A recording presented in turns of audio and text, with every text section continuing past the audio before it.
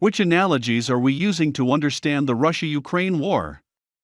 Yuan Kong's pioneering work in Analogies at War described how policymakers tend to think in terms of analogies when faced with new international crises. We understand the world through stories as much as through data, and when faced with uncomfortable or unfamiliar situations, policymakers tend to reach for stories that they understand.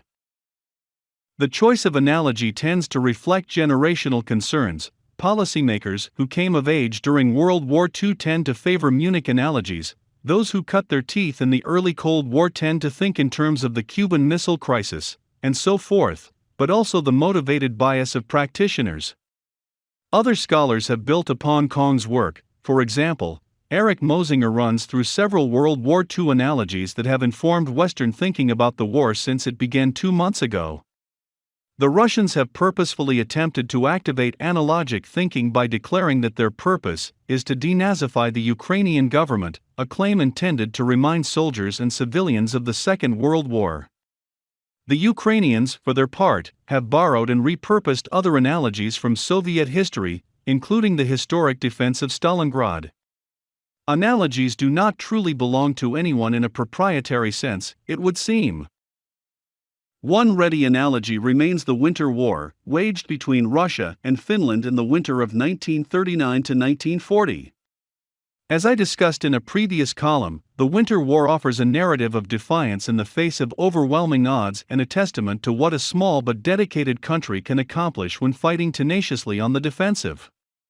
However, Russia won the Winter War. The Red Army picked itself up off the floor, rethought its approach, and recapitalized its forces, then undertook a war-winning offensive that not only pushed the Finns out of the disputed territory, but threatened Finnish sovereignty.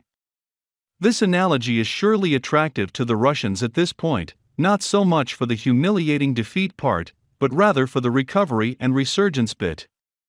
That Russia produced some 2,800 tanks in 1940 to replace its losses, and likely has not yet produced 28 tanks in 2022 suggests a degree of caution, however. On the other hand, sits the Kerensky offensive. In the late winter of 1917, revolutionaries overthrew the Romanov dynasty, ending centuries of imperial rule and threatening to take Russia out of World War I. Heavy Allied pressure immediately fell upon the new provisional government, led by Alexander Kerensky, to continue the war and indeed to launch an offensive against the forces of the Central Powers. The offensive, launched in July 1917 and conducted in what is now western Ukraine, was intended to replicate the success of the 1916 Brusilov offensive and reassure the British, French, and Americans of Russian commitment to the war. Unfortunately for the Russians, while continuing the war still enjoyed some popular support, but the Imperial Army had been badly battered by 3 years of conflict and was in no mood to continue. Discipline, which had been brutal under the Tsars, was in full collapse as reforms sharply reduced the latitude of officers. The Russian system of munition supply was also nearing collapse because of industrial unrest and a lack of raw materials.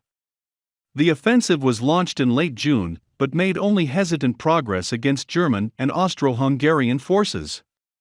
Within 2 weeks, the Germans had counterattacked, erasing Russian gains and pushing Russians' forces back beyond their starting points. By late July, the army was in full collapse. The Germans advanced as rapidly as their logistics and the technology of 1917 would allow.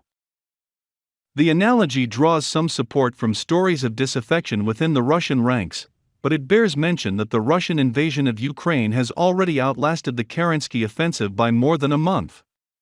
Russian troops may have low morale, but evidence indicates they're still better off than the beleaguered forces Brusilov had at his disposal in July 1917. Still, the idea that the Russian army might simply collapse of its own weight is attractive to Ukrainians and to others who want to see Russia fail. This war is generating its own stories, which will eventually become narratives, which will eventually become analogies that will inform the behavior of future policymakers. The loss of Moskva will become a cautionary tale. Ukrainian heroism on the approaches to Kiev will become a story of national virtue. The beleaguered defenders of Mariupol will become kinfolk of the final holdouts at Masada and the Alamo.